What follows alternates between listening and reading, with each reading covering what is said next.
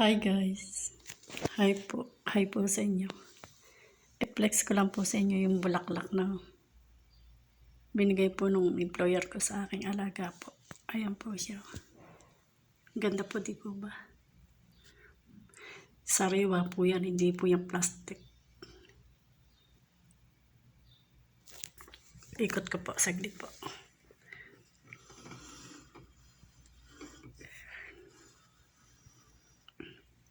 Kulay pink and kulay white. Hindi ko po alam kung ano pong tawag yan.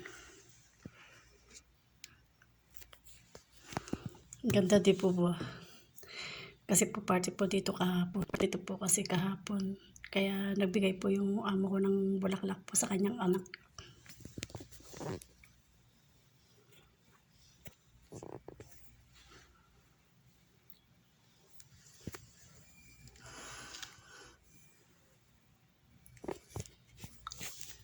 Salamat po and God bless po. God bless po sa atin lahat po.